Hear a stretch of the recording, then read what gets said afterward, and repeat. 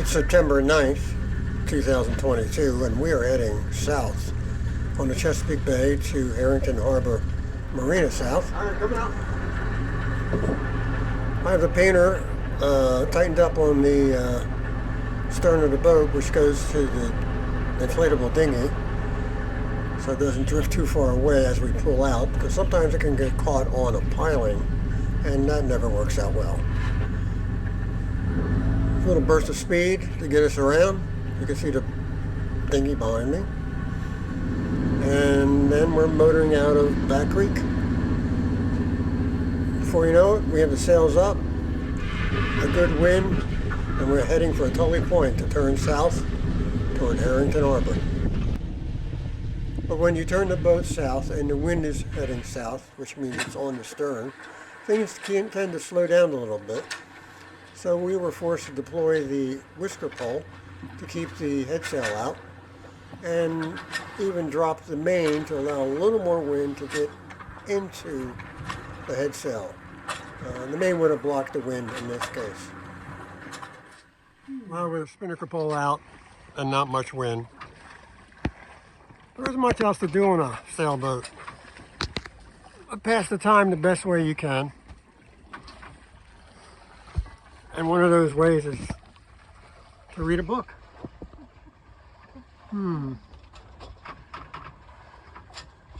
Interesting book.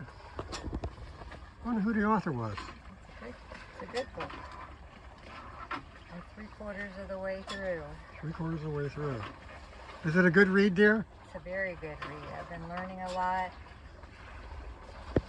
Sometimes I think the author may be a little off his rocker.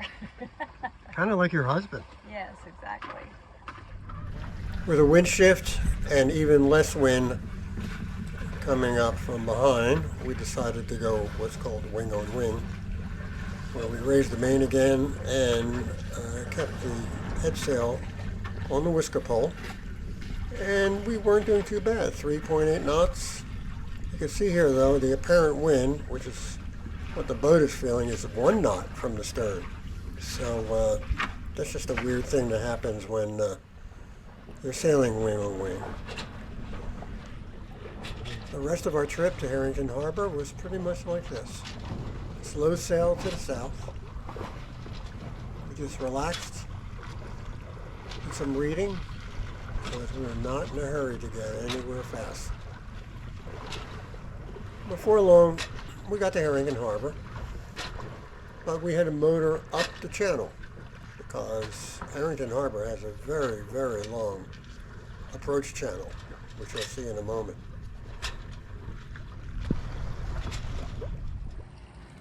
We arrived at Herrington Harbor and were given a slip on the end of a T-dock. That's the end of a dock that is out in the fairway of the marina, and Herrington Harbor is huge. Here you can see the T-dock, and right behind us is the very long channel that leads into the marina. And there were boats going back and forth most of the day. It wasn't all that disturbing. It was kind of neat to see different boats go by. Like I mentioned before, Herrington Harbor is a very large marina. Beautiful. It's got gardens, lots and lots of boats, of course. Has flowers everywhere, at least when we were there. And also a very nice beach, which overlooks the Chesapeake Bay. Probably one of the biggest beaches of any resort marina on the bay.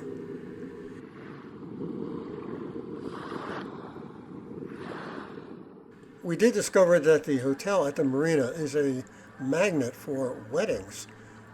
There were at least 4 weddings going on while we were there. Here's one of the wedding parties.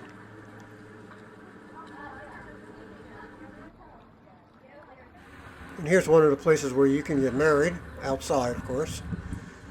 And then it comes equipped with palm trees in Maryland. Who are they kidding? So bad. What do you think of Herrington Harbor South so far? I love it. We have the place to ourselves practically, and it's a perfectly beautiful, clear day. We had a good sail We did. down here. But the one nice thing about getting here after Labor Day Yeah. is that all these seats would have been filled up. And this was a Friday afternoon. So here we are, getting ready to go in the pool. The last hurrah for the summer.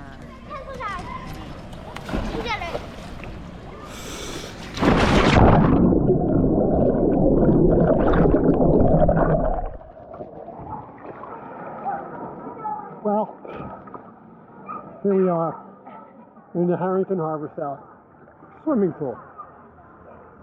And it's chilly. It's downright cold. But it's kind of refreshing. What do you think, Beth? Feels delightful.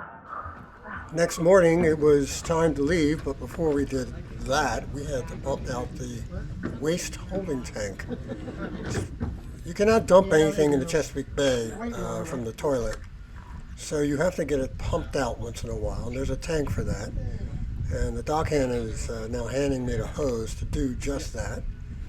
Stick it over the hole, and you open the valve, and after a little while, the waste is sucked right out. It goes to the city waste system. The last thing you want to do is lift that hose while the suction is on. It wouldn't be a pretty sight. No, I think we're okay. After the tank is empty, close the valve and carefully remove the hose without dripping too much on the deck. Put the cap back on, and then a quick rinse. Also rinse my hands, although I probably should be wearing gloves for doing this.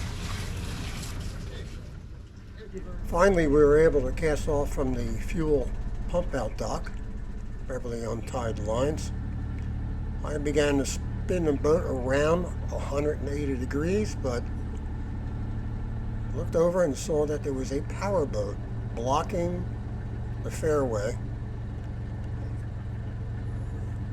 out of the marina. So I had to turn back to port, basically do a 360 while I watched them either move or, well, I didn't know what they were doing, to tell you the truth. So I had to kind of stall in place. Luckily, this boat could spin on a dime, and I could have spun around in circles here, waiting for them. But they moved off. There they are. You can see the gray hull. And now we started our way down the fairway out to the Chesapeake Bay.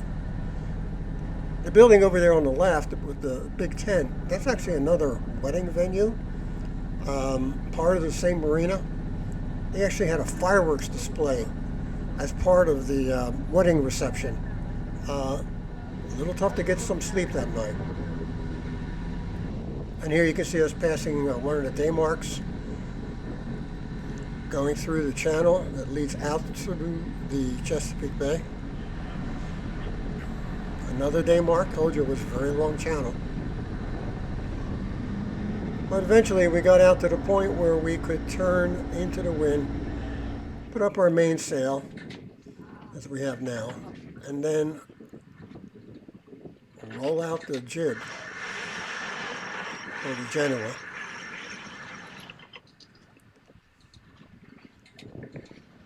That's what sometimes happens when you pull the lines in. It gets stuck on something, and here it is, stuck on the forward hatch. So the next thing I have to do is go up there and unstick it. Having it tangled up somewhere makes it a problem when you have to turn the boat into a different point of sail, because things just get kind of tangled up. But the best thing to do is to keep the lines tight. And here we are in a moment. You'll see the line tighten up. And that helps to eliminate any kind of snags. After leaving Herrington Harbor behind us, we had a nice wind to sail back to Annapolis. At least that was the plan. But best laid plans don't always work out, and before long, the wind just up and quit on us again, forcing us to go back to motoring north to Annapolis.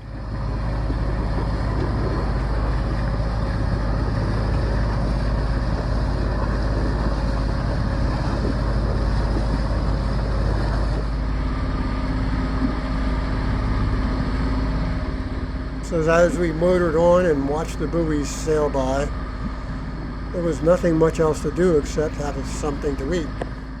And we were lucky enough to have some of Beverly's wonderful pasta salad, some hard salami mixed in, one of my favorites. We soon approached one of Chesapeake Bay's most famous landmarks, and that is the Thomas Point Lighthouse. It's a historic lighthouse, but actually it still works, and you can take tours there.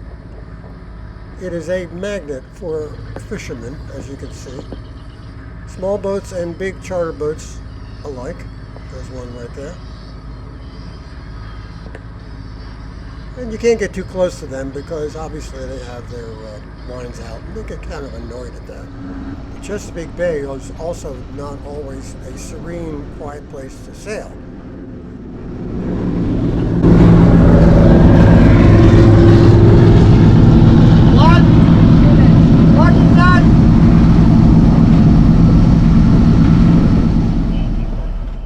When we motor, we often keep our mainsail up. It kind of acts like a sort of a shock absorber, so the boat doesn't keel too far left or right from the swells that we might encounter. But here we are turning into the wind to pull the mainsail down, or I should say drop the mainsail. You'll see me reaching for the main halyard there on the right, and I'll look up, make sure we're head to wind, drop the sail real slick right into the sail bag. Then I got to go up there and kind of tidy things up. I don't really have to do this now, but sometimes when the weather's bad, I'll wait till we get closer to our marina. And the slip, Beverly's now turning the boat head up into Back Creek again. And we just continue motoring on. And as you can see here, there is a small Annapolis sailing school boat not going anywhere fast for lack of wind. That's the way it was that afternoon. And as we head into Back Creek, not much going on until we come upon some kayakers dead ahead, right in our path.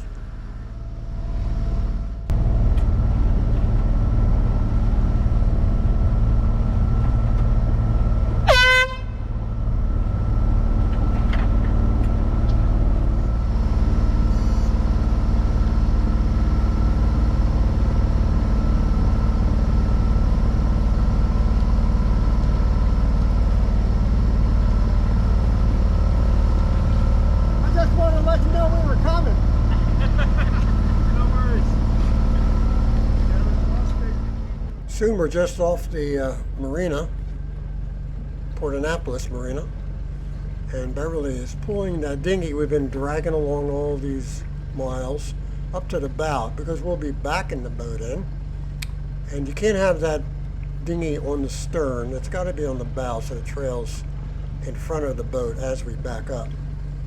We sometimes keep the boat on the foredeck upside down, but it does get in the way and it's hard to see kayakers. Backing up, I'm actually standing backwards, facing the stern. That's can be seen in an earlier video we posted. And there's the dinghy trailing along off our bow. Beverly's grabbing the black line, which is our spring line. It's just a loop right now. And that's the first line we put in. And as I back the boat up, you'll see the line tighten up. It's attached to that piling off to the right.